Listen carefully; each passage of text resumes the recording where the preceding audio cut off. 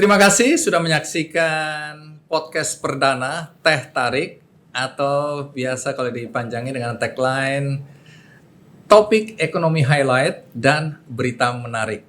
Teh Tarik. Ini adalah podcast yang diinisiasi oleh perwakilan Bank Indonesia di Kepulauan Riau, dan ini adalah panggung untuk semua pihak untuk menyampaikan kegiatan-kegiatan yang berkaitan dengan pemberdayaan ekonomi, pertumbuhan ekonomi, dan isu-isu yang berkaitan dengan kepentingan kita semua, baik itu pengusaha, baik itu pejabat birokrasi, dan semua pihak. Jadi saya merasa terhormat menjadi host atau pemandu acara perdana dari podcast Teh Tarik ini, dan lebih bangga lagi karena tamunya tamu spesial yang mungkin tidak bisa sewaktu-waktu untuk kesini atau untuk hadir di podcast ini. Jadi ini satu kehormatan. Terima kasih. Yang pertama ada Ibu Marlin Agustina, Wakil Gubernur Kepulauan Riau. Alhamdulillah. Terima kasih sudah hadir, Bu. Terima kasih. Dan ada tamu jauh, Mbak Destri Damayanti, Deputi Gubernur Senior Bank Indonesia. Dan tuan rumah podcast ini sebenarnya yang asli adalah Kepala Perwakilan Bank Indonesia Kepri, yaitu Pak Suryono. Terima kasih Pak Suryono memfasilitasi kami di sini, dan topiknya berkaitan dengan bagaimana UMKM di Kepulauan Riau ini go export, go global. Karena kita tahu bahwa area di Batam ini memiliki keistimewaan, dan ini harusnya menjadi manfaat atau dimanfaatkan sebaik-baiknya oleh para pelaku UMKM. Pertama, Mbak Destri, kita tanya tuan rumah di Kepulauan Riau ini ya, Bu Marlin. Iya. Tentu yang ingin diketahui oleh teman-teman mungkin di luar dari Kepulauan Riau, apa sebenarnya potensi ya UMKM yang ada di Kepulauan Riau ini, yang dari perspektif pemerintah daerah ini adalah potensi untuk bisa dikembangkan, ditingkatkan, bahkan pada satu saat nanti bisa go internasional atau go global. Potensinya apa aja? Baik, terima kasih Mas Sandi, ya luar biasa.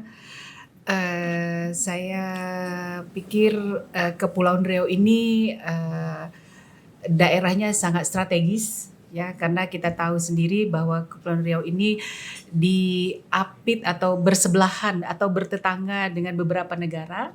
Ada Malaysia, terus terang Singapura ya, dan juga ada Cina, Thailand juga berdekatan ya. Jadi ini membuat potensi yang sangat luar biasa untuk secara geografis ya, yang sangat luar biasa. Nah, kami sebagai pemerintah Provinsi Kepulauan Riau itu memasukkan juga secara visi misi ke RPJMD kami kemarin, bagaimana terwujudnya internasionalisasi produk UKM. Nah, seperti itu. Jadi banyak hal yang telah kami lakukan, terutama pendampingan dan kualitas UMKM itu sendiri. Karena tadi saya bilang letak Kepri, Provinsi Kepri ini sangat strategis. Jadi betul-betul ini kami sumber daya manusia itu betul-betul kami siapkan untuk go ekspor. Oke. Produk-produk apa aja misalnya? Banyak sekali kalau saya bilang. Jadi Provinsi Kepulauan Riau ini terdiri dari 7 kabupaten kota, Mas. Jadi setiap 7 kabupaten kota ada produk unggulan sendiri. Nah, ada produk-produk, mungkin kalau saya sebut ada beberapa yang luar biasa. Ada seperti contoh di Kota Batam punya batik, yang memang tidak ada batik dulunya tapi diciptakan punya batik. Nah, di daerah Bintan tadi kita lihat sendiri bagaimana produk unggulan mereka yaitu halal, produk halal. Tadi kita lihat ada pengkalengan rendang kaleng yang bisa bertahan sampai tahunan. Nah, jadi itu sudah mampu melakukan ekspor. pengalengan di sini. Iya, sudah. Pengalengan. Di Kabupaten Bintan. Nah, tadi salah satu Wakil Presiden mengunjungi tempat hub itu tadi ya. Yang kedua ada juga di daerah Satuan Kabupaten Lingga, mungkin ada bupatinya di sini, namanya Tudung Mantu, itu potensial sekali dan sudah membooming juga di Provinsi Mamre. Jadi banyak hal yang Apa bisa dari kabupaten ini? itu dari Kabupaten Lingga itu namanya Tudung Mantu yang biasanya yang biasanya dipakai di acara-acara besar, di acara pelantikan atau pengukuhan atau perkawinan. Nah, itu salah satunya di sana. Nah, di Kota Batam sendiri juga banyak juga Mas, tidak hanya tadi saya bilang batik, tapi banyak juga seperti tanja ya, tanja yang biasanya kalau ada tamu dari luar kita berikan souvenirnya itu tanja yang memang khas buatan dari Kepri ini sendiri. Jadi banyak sekali lah yang potensi daerah yang bisa kita kembangkan. Nah, sebagai pemerintah provinsi ini kami mendorong di seluruh kepala daerah untuk terus memberikan fasilitasi dan dorongan support kepada mereka untuk mengembangkan UKM-UKM yang ada di daerah masing-masing seperti itu. Baik. Ke Mbak Destri ini ya sekarang.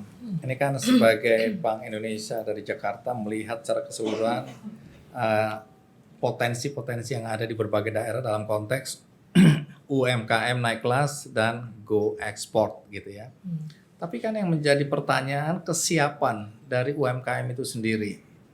Nah, sebelum sampai ke situ, kalau menurut Anda seberapa pentingnya sebenarnya UMKM untuk kemudian kita jaga, kita kembangkan dalam konteks pembangunan ekonomi kita? Oke, baik, terima kasih Mas Andi. Tadi pada saat pengukuhan Pak Suryono spesifik saya menyampaikan bahwa UMKM itu adalah backbone bagi perekonomian kita. Jadi kalau kita lihat dari unit usaha di Indonesia yang mungkin sekitar 66 juta ya, UMKM itu mencerminkan 99% lebih, 99, sekian persen dari unit usaha. Jadi artinya most of unit usaha di Indonesia itu adalah bentuknya UMKM dan khususnya adalah yang di kecil dan menengah. Nah, kalau kita lihat kenapa dia penting, karena si UMKM ini dia bisa menyerap tenaga kerjanya juga besar. Sekitar 67%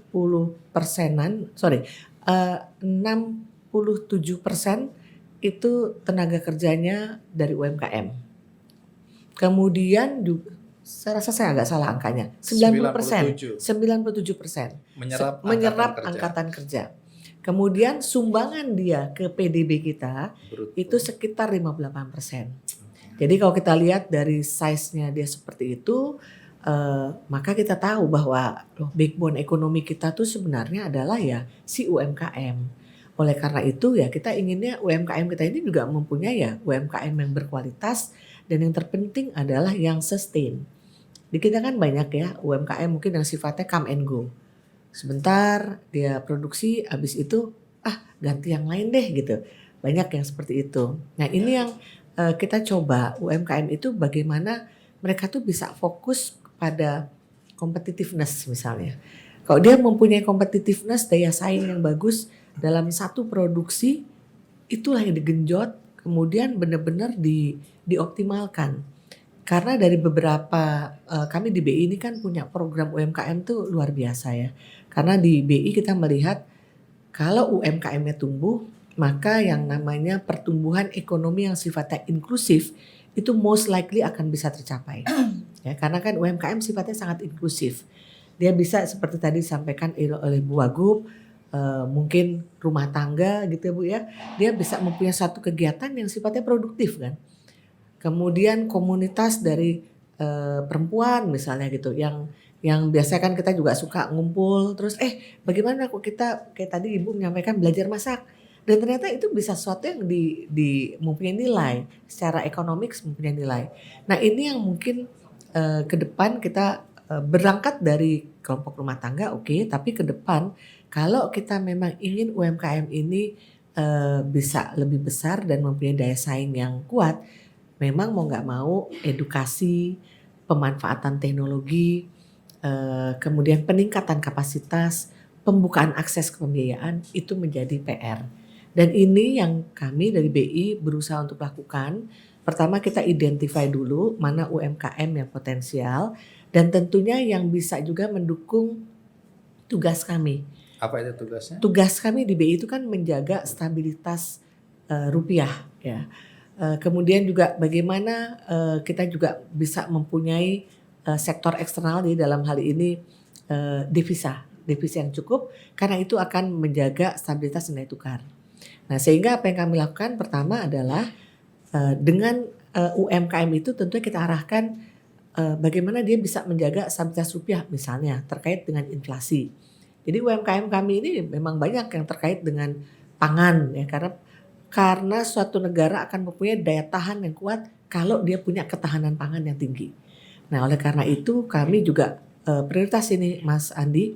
Jadi pimpinan juga di Bank Indonesia, oke, kita fokus sekarang, kita lihat ketahanan pangan kita dengan bagaimana kita melihat UMKM pangan, dan kita tuh masuknya end to end Mas Andi.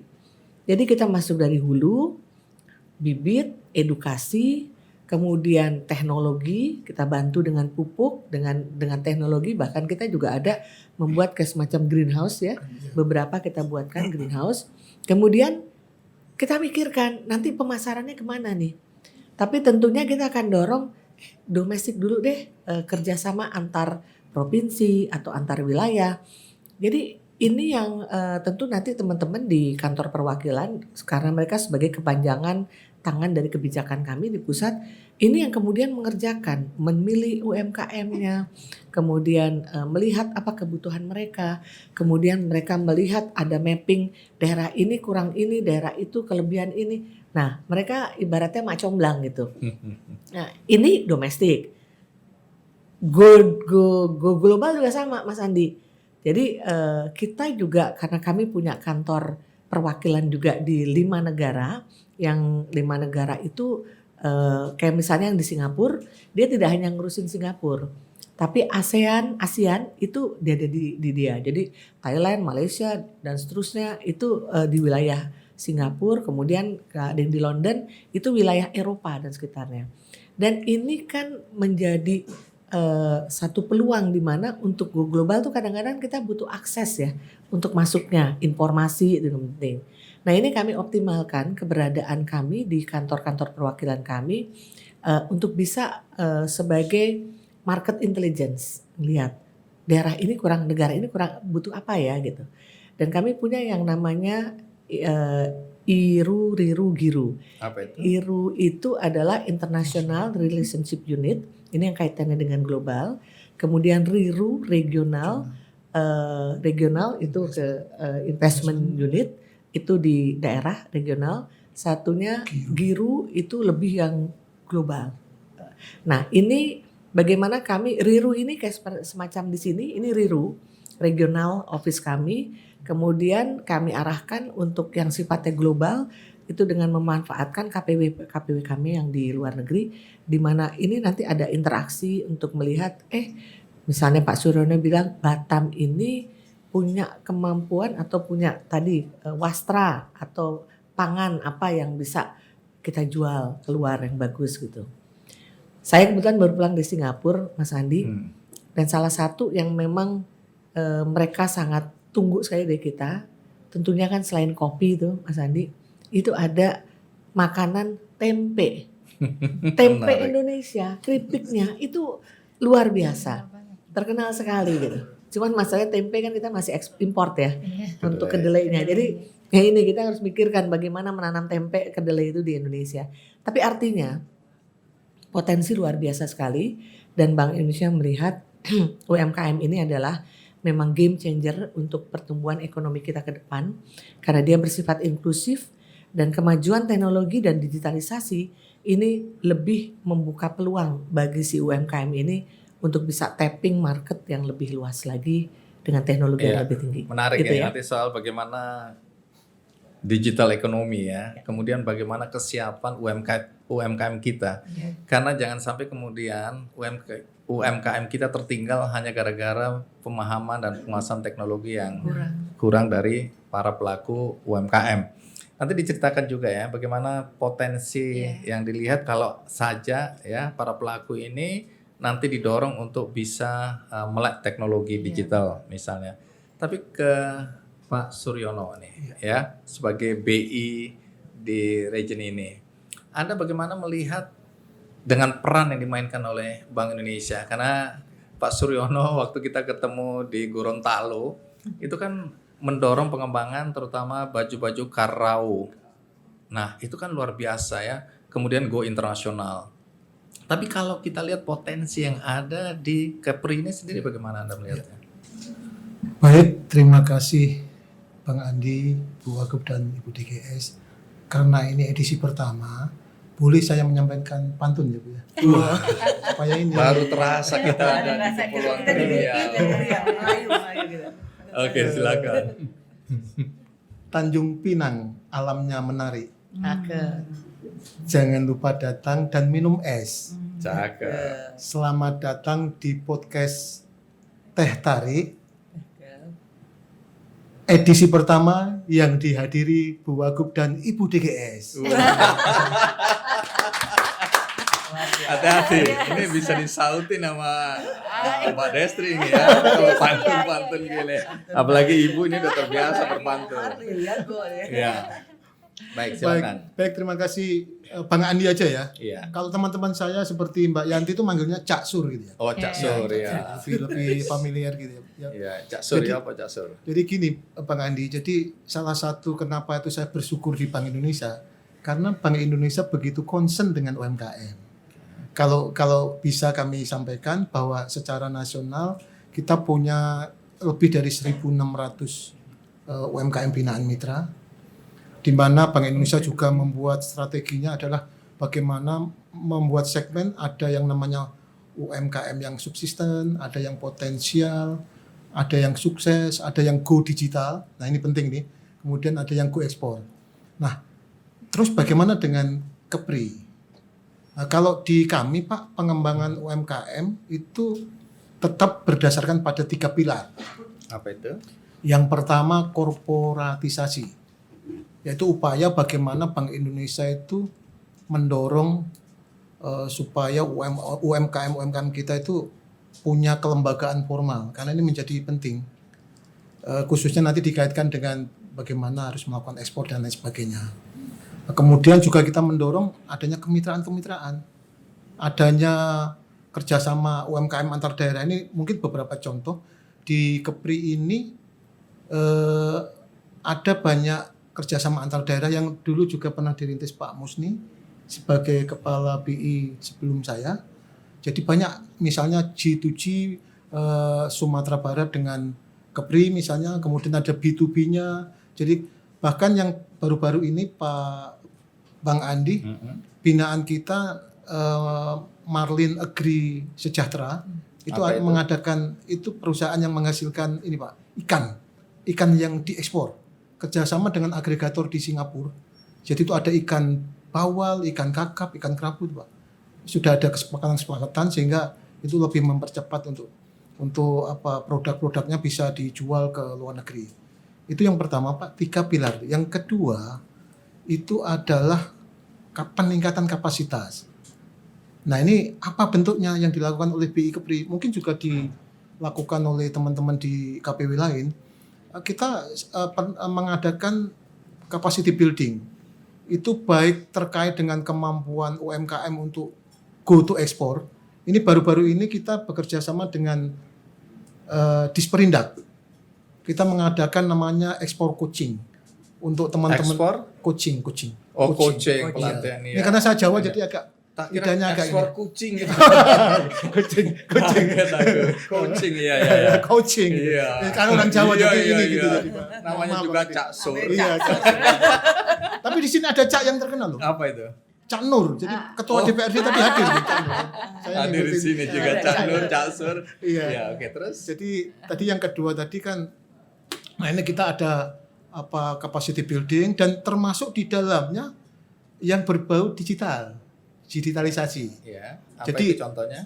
Jadi kita misalnya melakukan peningkatan kapasitas itu misalnya bagaimana membuat konten-konten di medsos, pemilihan fiturnya seperti apa gitu. Jadi pemilihan kanalnya seperti apa itu kita berikan supaya mereka tidak seperti berjalan di tengah hutan nggak tahu ini eranya era digital tapi kita nggak tahu sama sekali. Jadi kita sudah arahkan ke sana sehingga apa teman-teman UMKM ini bisa ini ya, tahu lebih cepat dan bisa mempraktekkan lebih cepat juga. Nah ini Bu Destri mohon izin, kalau di Pak Gubernur berpesan itu kan ada KIS Pak. KIS. Konsisten, inovatif dan sinergi. Nah, saya ingin mengambil antara inovatif dan sinergi ini. Jadi kita tidak bisa apa-apa kalau tanpa orang lain. Nggak bisa jalan Pasti sendiri. ada sinergi. Iya. Saya sama juga, Bang Andi nggak akan bermakna banyak tanpa saya atau Budi GS. Iya, apalagi ada di podcast ini. Iya, iya. Makanya muncul. Iya. Munculnya gini. Cari kepiting dapatnya hiu. Wah, cakep. I am nothing without you. Wah. Itu apa ya? Maksudnya sinergi itu Iya, menjadi iya. sesuatu power ya, power yang Jadi tidak bisa. memang Cak Sur ini. Kalau dalam bahasa Inggris kita harus jawab Sur, you know. Ini guyonan anak-anak di bawah Anda. Oh iya. Sur, you terima know kasih. lah. Sure you know. Iya. Sure no. Jadi dulu bapak saya pernah ke Inggris. Jadi begitu pindah ke Indonesia punya anak saya. Oke. Jadi karena ingat ini cerita ini guyonan aja Pak. Iya. Nggak pernah. Bapak saya petani Pak. Iya. Iya. Terus? Kemudian yang Dikasih ketiga, nama? jangan Tunggu banyak. dulu, ini penting ini soal nama ini. Ya, namanya Inggris Pak, terus? Ya gitu podcast edisi 2. Nah, supaya ada juga yang datang ke sini lagi. Iya. Oke. Ditahan dulu. Ini acara apa sebenarnya? Oke. Kemudian lanjut. yang terakhir yang ketiga saya jangan banyak-banyak Pak. Iya. Oke. Nggak enak sama Budi GS. Iya. Sama aku. Yang ketiga adalah bagaimana kita bisa meningkatkan akses pembiayaan. Apa itu yang dilakukan? Ya supaya UMKM itu ibaratnya laku dijual kepada bank, kepada investor dan lain-lain gitu ya, yang punya uang. Caranya seperti apa? Kalau contoh nyata yang dilakukan BI adalah mempromosikan UMKM kita ini dalam Siapi. Siapi itu sebuah sistem Bu, di mana UMKM itu ngisi neracanya, laba ruginya. Jadi ada semacam profile itu lewat HP bisa Bu, lewat notebook bisa. Jadi dari situ akan bank-bank nggak usah tanya-tanya Bu.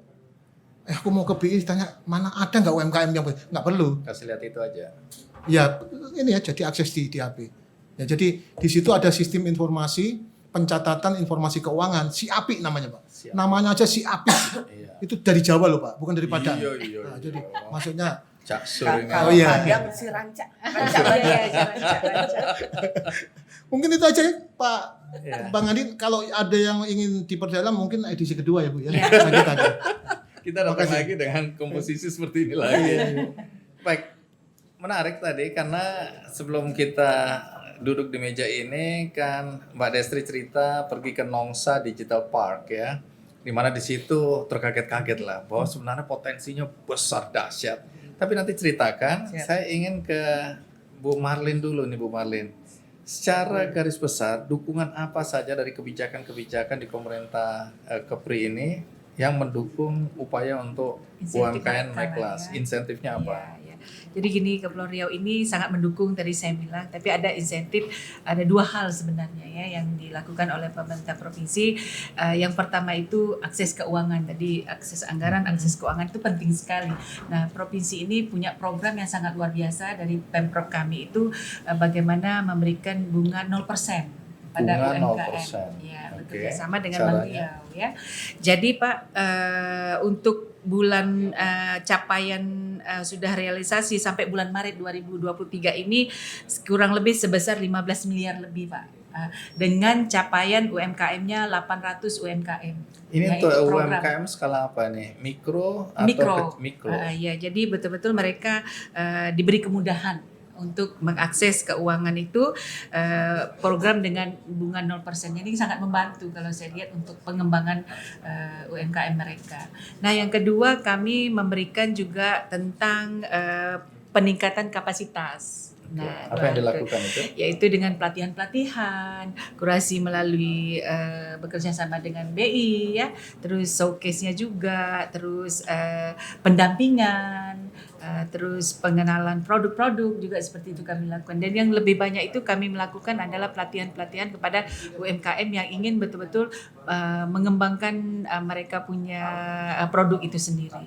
Nah, untuk UMKM di provinsi ini sangat banyak, tapi karena saya sebagai Ketua Dekranasa Kota Batam, selain saya Wakil Gubernur, di Kota Batam ini aja sudah hampir ada 250 UMKM di bawah saya sebagai Ketua Dekrannas. Jadi sebagian itu dari 200 lebih itu ada 120-an kalau tidak salah saya sudah masuk kurasi BI dan sudah marketingnya sudah luar biasa dan sudah ke beberapa mancanegara juga untuk diekspor go ekspor ini. Jadi sepengetahuan Bu Marlene ini apa dukungan yang diberikan oleh Bank Indonesia di sini yang bermanfaat sekali buat para pelaku UMKM? Khususnya masyarakat yang di provinsi ya Pak, yang punya pelaku UKM ini sangat banyak Pak. Jadi Apa sangat luar misalnya? biasa. Contohnya dulu kita berbicara tentang COVID ya. Tadi Ibu Deputi mengatakan bahwa salah satu inflasi itu adalah pangan ya, ketahanan pangan dalam keluarga. Nah disitulah BI hadir di kita sebagai ibu-ibu, sebagai di tengah masyarakat dengan memberikan, tadi saya setuju, bibit-bibit cabai, bibit-bibit terus pupuk, kompos, segala macam mereka berikan untuk dimanfaatkan lahan ada di depan rumah. Karena yang penekan inflasi itu salah satunya adalah cabai. Jadi ini sangat-sangat bermanfaat untuk kami semuanya. Dan yang kedua, BI ini sering mengadakan kurasi untuk produk. Jadi kalau produk yang sudah masuk ke kurasi itu kan sudah standar yang memang diperlukan untuk di go ekspor. Jadi kalau yang belum masuk ke situ biasanya dikasih catatan, oh ini kurangnya ini, packagingnya. Dan kami sebagai pemerintah melihat kekurangannya, evaluasi kembali dan diperbaiki untuk produk yang belum masuk ke kurasi BI. Jadi ini sangat mendukung sekali. Saya terima kasih banyak Pak, itu dari zaman Pak Misni kemarin, dan sebelum Pak Misni itu kami khusus UMKM di Kota Batam ini pernah diberikan bantuan mesin tenun oleh BI sebelum Pak Misni. Saya lupa nama bapaknya. Pak Pajar? Ya, yang Pak dari Pajar atau Pak Gusti? Pak Gusti. Gusti. Itu sangat luar biasa Pak.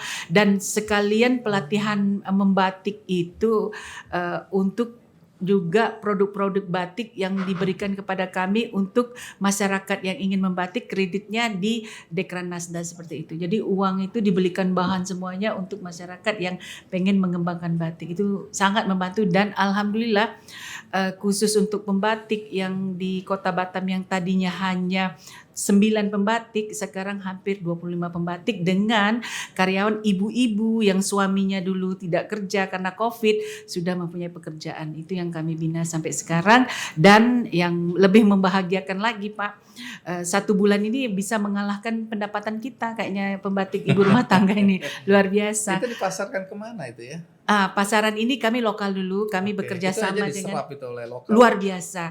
Jadi kami kerjasama dengan perusahaan-perusahaan untuk memakai batik kita. Setiap hari mereka biasanya contohlah ada institusi yang mungkin hari Jumat memakai batik, ngapain cari yang di luar, di kita tuh ada. Nah untuk dari pemerintah juga. Nah di situ aja sudah tidak sanggup kita untuk memberikan memenuhi kebutuhan. Nah dari situlah mulai berkembang dan alhamdulillah sudah 4 tahun ini kita mengadakan Fashion Week khusus untuk Kota Batam dan alhamdulillah. Apa namanya? Batam Fashion Week. Batam Fashion Week sudah 4 tahun dan tahun yang ini tahun kelima. Dan desainer adalah anak-anak Kota Batam yang punya talenta yang sangat luar biasa. Dan dari 10 desainer ini semuanya betul-betul yang kita berikan pelatihan bagaimana membuat desainer yang bagus untuk peletakan bahan-bahan gambar-gambar batik itu sendiri. Nah, batik Kota Batam ini khususnya provinsi ini Bang Andi itu agak berbeda dengan yang di Jawa, Bu. Karena Jawa tuh ada vakumnya, ada filosofinya. Kalau di sini ini ada filosofinya. Memang sekarang ini lagi tren ikan kan biodata laut karena ada kerang-kerangan, karena kita berpikir 96% ini Kepri ini ada lautan, 4% itu ada daratan. Jadi kita pikir alangkah kita naikkan biodata laut yang membuat batik itu menjadi luar biasa. Dan warna-warna itu warna yang cerah-cerah semuanya. Karena sesuai dengan kota Batam dan Kepri umumnya orangnya ceria ya. Karena berdekatan dengan negara tetangga yang selalu ceria juga ya. Jadi betul-betul yang warna cerah-cerah lah seperti itu. Dan alhamdulillah ini berkembang dan alhamdulillah saya bersyukur karena masih bisa bekerja sama dengan BI yang mungkin dalam waktu dekat ini akan kolaborasi lagi. Karena saya baru diberikan benih cabai untuk saya berikan lagi kepada anggota-anggota saya yang untuk memang membutuhkan bibit cabai. Pak sudah datang di tempat saya dan yang kemarin yang di Januari dikasih Pak sudah panen. Nah luar biasa dan yang herannya 1 bulan tuh bisa panen sekitar 90 kilo Pak dari cabai itu sendiri. Cabai jenis apa ini? Cabai keriting merah. Jadi sangat luar biasa dan kita tepat sasaran Pak. Jadi kita memberikan betul-betul kepada wanita tani, posyandu-posyandu dan juga kepada ibu-ibu yang memang betul-betul dia pengen menanam cabai dan itu kita rutin pendampingan setiap beberapa bulan sekali kita datangin mana yang kami telah berikan ada hasil apa enggak, jadi tidak dilepas begitu saja. Baik, menarik jadi ya. sangat Jadi luar biasa. peran Bank Indonesia itu Luar biasa. signifikan Terima loh kasih. ya. Cak Sur, Iya. tanggung jawabnya di sini dulu ya. Iya. Dan saya nambahkan juga waktu zaman Pak Misli itu kita ada Melayu pesisir. Iya, Nah, Gebiar Gebiar Melayu Melayu pesisir. pesisir yang luar biasa Nah, itu itu sukses masih sekali ya dilanjutkan, masih lanjut ini mau. ya. Ya, nanti Jadi kami jelaskan. luar biasa Oke. tuh sama Pak Misni itu bagaimana Pak kolaborasi Pak Musni. Musni ya. Ya. Musni, ya. Pak Musni kolaborasinya sangat luar biasa ya. Mudah-mudahan bisa Tepuk diteruskan tangan lagi dulu ya. dong. Jadi ini sukses ya. Jadi kami yang di daerah sangat merasakan. Ya, Jadi betul-betul peran BI menjadi sangat luar signifikan, biasa. ya. Jadi Baik. dari tadi digitalisasi, bagaimana pelatihan digitalisasi, bagaimana pengenal produk, packaging, semuanya disosialisasikan oleh BI sangat luar biasa. Baik. Apalagi ada Kris lagi, wow. Iya. luar Nah, ini biasa. nanti dijelaskan ya sama Mbak Destri ya soal pentingnya kita Mungkin itu, mendigitalisasi ya. Bung Andi itu yang dari kami. Para pelaku UMKM. Cerita kesan dulu Nongsa. Datang ke Nongsa Digital Park. Apa yang impresif di sana yang Anda lihat? Ya, di Nongsa itu terus saya bilang, loh, ini mereka ngapain aja? Mereka bikin animasi. Dan itu animasi-animasi yang ada di Netflix, ada di Disney, ada di HBO dan sebagainya. Saya amazed sekali. Ini Kepulauan Riau itu punya potensi yang besar untuk menjadi kayak Silicon Valley-nya mungkin ya. Saya rasa saya sangat menghimbau Pemprov untuk Pemda pun memberikan perhatian yang penuh karena ini adalah masa depan Indonesia ya. Karena ngelihat aduh